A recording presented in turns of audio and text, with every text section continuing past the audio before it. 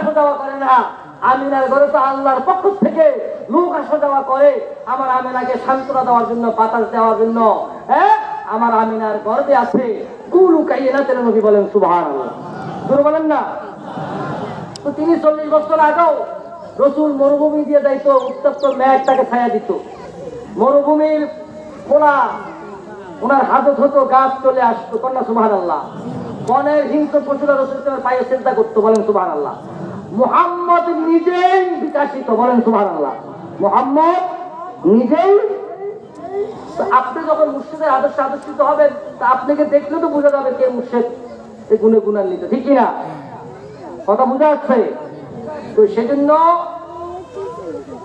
এই যে আপনি ইবাদত করবেন, ইবাদতটাও মুর্শিদের নিয়ে। অনেকে আমি দেখছি আমার মুর্শিদ কেবলার সাথে সফরে গেছি, মুন্সিগঞ্জ এখানে গিয়ে আছে আমার ইয়াসিন ভাই, আরো অনেকে আছে। যে কোনো এক বাসায়, নাম বলবো না, গীবত হয়ে যাবে। ওর বাড়িতে যাওয়ার পরে বাবারে যাই নামাজ এনে দিল যে বাবা আমিও নামাজ পড়ি, আমিও পড়েন। আমরা সাথে ছিলাম, আমার নাজিমুদ্দিন ভাই ছিল। ইয়াসিন ভাই আছে হয়তো বা বুঝতে পারবে কোন বাড়ির কথা বলতেছি। বাবাও যায় নামাজ দেয়, আমাকেও ভাইয়া যায় না, বাবা আমি নামাজটা পড়ি, আপনিও নামাজটা পড়ে। কথা বুঝা আসছে কি আসে নাই? বুঝছেন কিনা? হ্যাঁ, কথা বুঝেন নাই? আমাকে পীর মুরিদি থেকে এরকম, হ্যাঁ, পীর মুরিদি থেকে এরকম শুনছেন আপনারা? রাসূলুল্লাহ সাল্লাল্লাহু আলাইহি ওয়াসাল্লাম আলী রাদিয়াল্লাহু তাআলা রানের উপরে মাথা দিয়ে ঘুমাইছে, আসরের রক্ত শেষ। সূর্য কার হুকুমে উঠে? আল্লাহর হুকুমে। কার হুকুমে? জোরে বলেন, কার হুকুমে? কার হুকুমে? তো সূর্য ডুবে গেছে, আসরের নামাজ তো শেষ, রক্ত চলে গেছে। আলী রাদিয়াল্লাহু তাআলা আনহু একদিকে প্রেম আর একদিকে হলো নামাজ। তো উনি সাব্যস্ত করলেন নামাজের চাইতে আমার নবীর ঘুম বড়, কন্যা সুবহানাল্লাহ। আমার রাসূল আরাম করতেছে, এটাই বড়। তো তিনি হঠাৎ করে এই প্রেমের আবেগে কান্না শুরু করলেন, চোখের ফোঁটা বলল রসুলের সামনে চেহারা মুবারকে।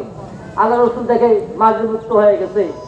আলী তো ওক্তর নামাজ উঠতে পড়ে বলে, আলী আসরের নামাজটা মনে হয় করতে পারো নাই। বলে, ইয়া রাসূলুল্লাহ, আপনি তো আপনার খেদমতে ছিলেন, আরাম করতেছিলেন। বলে, আলী আসরের নামাজটা পড়া দরকার, ঠিক না? বলো, আল্লাহ রসুল সূর্যকে বললো, সূর্য উঠে যাও। ওই সময় উক্ত যখন আসর উক্ত হয়, বলেন সুবহানাল্লাহ। আসরের সময় পরিমাণ সূর্য তুমি উঠে যাও, কেন? সুবহানাল্লাহ। মুহাম্মদ সাল্লাল্লাহু আলাইহি ওয়াসাল্লাম তো বলেন, আল্লাহ আমার আলী নামাজটা পড়তে পারে নাই, তুমি একটু বলো সূর্যটা যাতে উঠে যায়। এই কথা বলছে না, ডাইরেক্ট সূর্যকে নির্দেশ করছে, সূর্য উঠে যাও, কেন? সুবহানাল্লাহ।